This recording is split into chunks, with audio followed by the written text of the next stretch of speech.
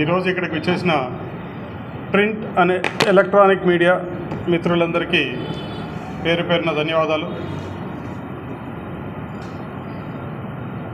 ఆంధ్రప్రదేశ్లో స్వతంత్రం వచ్చినప్పటి నుంచి ఇప్పటిదాకా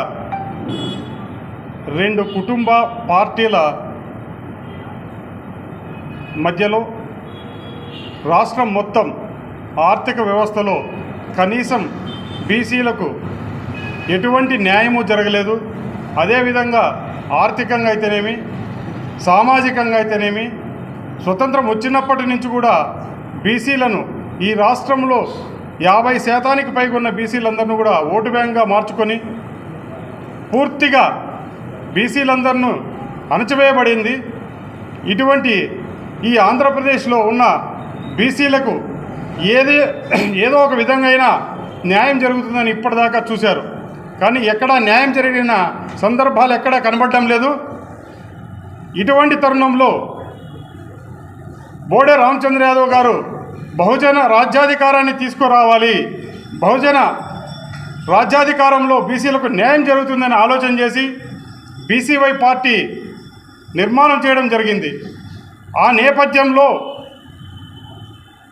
ఇప్పుడున్న ఈ బీసీలందరినీ ఏకం చేసి ఖచ్చితంగా ఈ రాష్ట్రంలో ఉన్న బీసీలందరినీ కూడా స్వతంత్ర పోరాటం మళ్ళీ ఏ మాదిరిగా అయితే జరిగిందో అదే మాదిరిగా ఇప్పుడున్న ఈ కబంధాస్తాల నుంచి, ఈ రెండు కుటుంబ పార్టీల నుంచి ఈ యొక్క స్వతంత్ర పోరాటం చేయాల్సిన పరిస్థితి ఏర్పడింది. కాబట్టి బీసీలందరినీ ఏకతాటి మీదకి తీసుకొచ్చి బీసీ సింహగర్జనను ఏర్పాటు చేస్తున్నారు.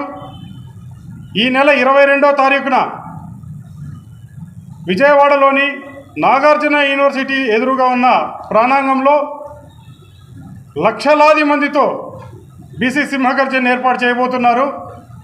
ఈ బీసీ సింహగర్జన్ని ఈ రాష్ట్రంలో ఉన్న ప్రతి ఒక్కరూ బీసీ, ఎస్సీ, ఎస్టీ మైనారిటీలందరూ కూడా ఇది మా ఆత్మగౌరవ సభ, ఇది మా పిల్లల భవిష్యత్తు సభ, ఇది మా పిల్లల కోసం భవిష్యత్తు బాటలు వేసే సభ, ఇది మా ఆత్మగౌరవం సభ, ఇది మా రక్షణ సభ అని ఆలోచించాలి.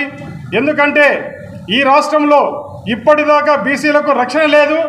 అటువంటి బీసీలకు ఒక రక్షణ చట్టాన్ని ఏర్పాటు చేయాలని డిమాండ్తో, అదేవిధంగా కొత్తగా ఏర్పడుతున్న అమరావతిలో 1000 ఎకరాల భూమిని కేటాయించాలని, అదేవిధంగా బీసీవై పార్టీ తరపున ఇక్కడ వచ్చినటువంటి పిఏసీ సభ్యులు, స్టేట్ కమిటీ సభ్యులు, రాష్ట్ర కన్వీనర్లు, బీసీవై పార్టీ కార్యకర్తలందరికీ, అదేవిధంగా ప్రింట్ అండ్ మీడియా వాళ్ళకు కూడా ప్రత్యేక ధన్యవాదాలు బీసీ పార్టీ తరపున తెలియజేస్తున్నాం.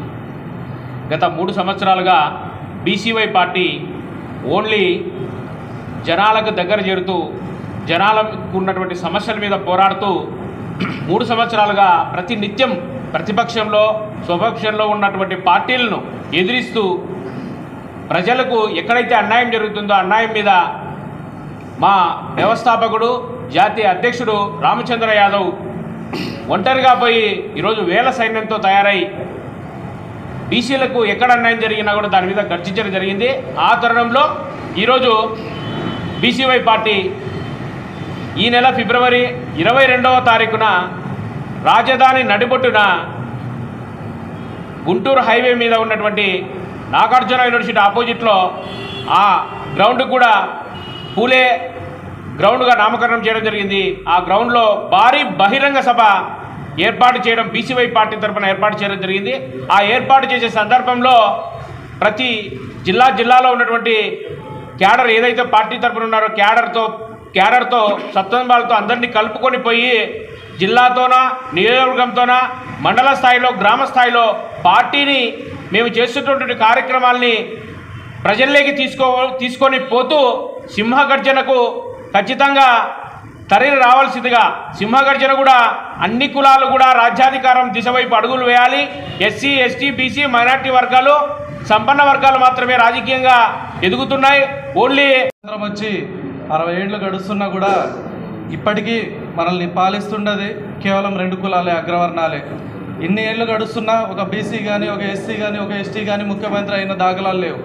పోనీ రాజ్యాంగంలో హక్కులు లేవా అంటే హక్కులు చాలా ఉన్నాయి.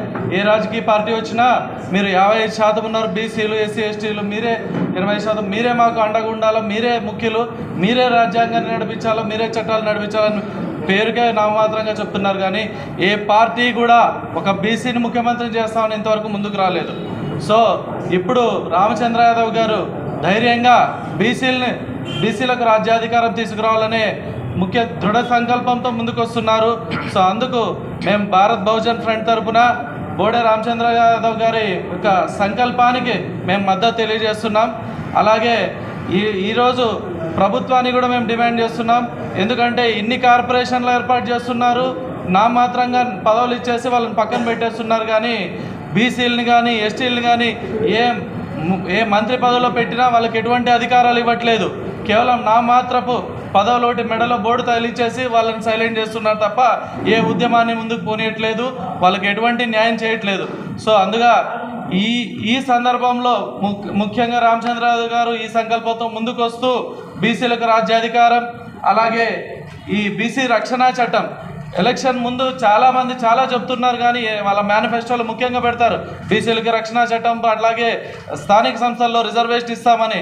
ఇప్పుడు ఈ స్థానిక సంస్థల్లో ఖచ్చితంగా రిజర్వేషన్ అమలు పరిచి బీసీ ఎస్సీ ఎస్టీలకి అధికారం ఇస్తేనే బీసీలు కానీ ఎస్సీ ఎస్టీలు కానీ మీ వెంటుంటారు, లేదంటే ఖచ్చితంగా తిరుగుబాటు మొదలవుతుంది. అందుకు ఈ సింహగర్జన కూడా ఒక మొదటి నాందిగా అవుతుందని చెప్పి సభాముఖంగా తెలియజేస్తున్నాం. అట్లాగే బీసీ కులాల కార్పొరేషన్ల నిధులు కూడా వెంటనే విడుదల చేయాలి. అలాగే సమగ్ర కులగణన, ఏ కులం ఎంత ఉందో తెలియదు. లాస్ట్ గవర్నమెంట్లో, అంతకుముందు గవర్నమెంట్లో కేవలం లెక్కలు నామమాత్రంగా ఉన్నాయి. నేను అనంతపూర్ నడిబొడ్డునున్నా, నేను సగర కులానికి ప్రతినిధిని, సగర వ్యవసాయ రాష్ట్ర అధ్యక్షుడిని. నా ఇంటికి కులగణనకి ఎవరు అధికారులు రాలేదు. ఇది సభాముఖంగా ప్రభుత్వానికి కూడా నేను తెలియజేస్తున్నా. నామమాత్రపు ఓన్లీ ఫిగర్లు మీరేదో రాసుకొని తెలియజేయాలని చెప్పి బీసీలను మభ్యపెడుతున్నారు. సగర కులం ఇప్పుడు ఆంధ్రప్రదేశ్లో 10 లక్షల పైనే 20 లక్షల చిలుకులు ఉంది. ఆ కులాన్ని ఇప్పుడు చూస్తే కేవలం 4 లక్షలు 3 లక్షలు అనే ఫిగర్లు ఇస్తున్నారు. సో ఏది సక్రమంగా జరగట్లేదు. సో అందుకు మేము ఈ బీసీ సింహగర్జనకి మేము సంపూర్ణ మద్దతు తెలియజేస్తూ మా సగర యువసేన తరఫున మరియు భారత్ బహుజన్ ఫ్రంట్ తరఫున సంపూర్ణ మద్దతు తెలియజేస్తూ బోడే రామచంద్ర యాదవ్ గారికి మేము సపోర్ట్గా ఉంటామని తెలియజేస్తున్నాం.